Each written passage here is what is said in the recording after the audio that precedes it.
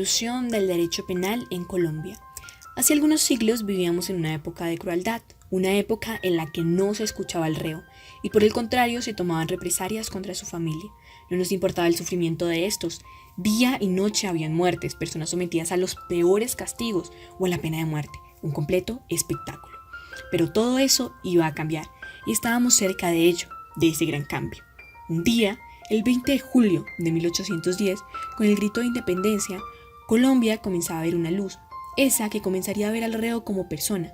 Con las primeras constituciones y con el reconocimiento de los derechos humanos, se extingue la tortura y la libertad solo se podía cohibir para cumplir pena de arresto impuesta por un juez. Los delitos por los que se procedía y las penas a imponer eran las señaladas en las leyes españolas. Así, el principio de legalidad, la igualdad ante la ley, la abolición de los suplicios y el rechazo de toda pena innecesaria aparecen consagrados en las instituciones jurídicas de la naciente patria. Así, por ejemplo, la Constitución de Tunja prohibió el tormento y la pena de infamia, además que solo se condenara al autor del delito y no a sus familiares. La Constitución de Antioquia de 1812 fue más liberal, consagrando el principio de favorabilidad o bien benignidad de la pena. Con el tiempo, se dio la Reconquista, que estuvo llena de dolor y muerte. En 1819, el Congreso reunido facultó al liberador para que, con base en los principios de humanidad, mitigara, conmutara y aún perdonara las penas aflictivas. Incluso la capital previó concepto favorable del Poder Judicial. Igualmente, se dictó un reglamento provisional estableciendo la administración de justicia y los trámites de última instancia. ¿Se acuerdan del Tribunal Eclesiástico, quien castigaba las faltas contra la doctrina de la Iglesia? Muchas personas murieron en la hoguera porque precisamente ese tribunal los condenaba por herejes. Pues bueno, ese tribunal de la Inquisición es abolido el 17 de septiembre de 1821. Después del quinquenio de Reyes y el subir al poder en 1910, Caldo Restrepo, se inicia un cambio institucional que en materia penal conlleva la abolición de la pena de muerte. A partir de 1991, en Colombia se empieza a construir un nuevo derecho, ante que no podía permanecer ausente el derecho penal. Con la Ley 599 del 2000, por la cual se estipula el Código Penal de hoy, se rigen las normas rectoras, principios y características generales del sistema penal. Asimismo, se determina la conducta punibles particulares, clasifican los delitos, entre otros.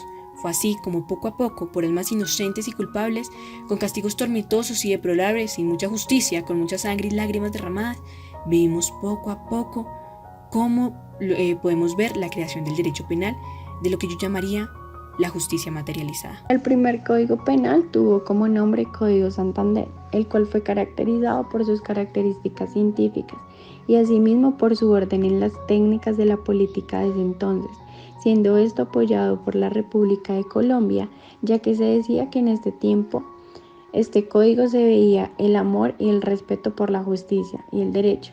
Este código tuvo un gran avance gracias a la aceptación de los pobladores de Colombia de principio de justicia. Aún así se pueden evidenciar diversos problemas que hasta el momento se siguen tratando, pero han sido poco tratables.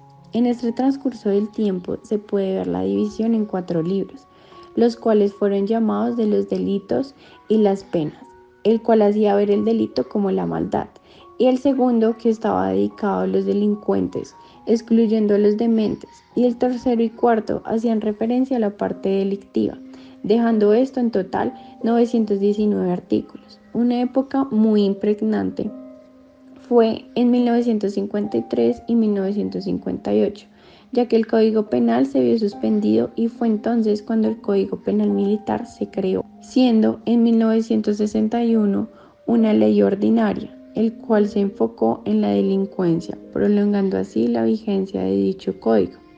En la época mencionada anteriormente se puede ver cómo los castigos por alguna mala conducta no tenían tanto como en la época actual. Se notaba solamente el delito y se procedía a castigar, pero siempre eran vistos de la mala forma. Con el Código Penal que tenemos en la actualidad podemos notar que se ve como punto de partida el juicio, algo que fue visto en cierta época, pero que en estos momentos busca garantías para el procesado. Se elimina por completo la pena de muerte y las torturas, y que se considera que dicha persona debe pagar por el delito cometido.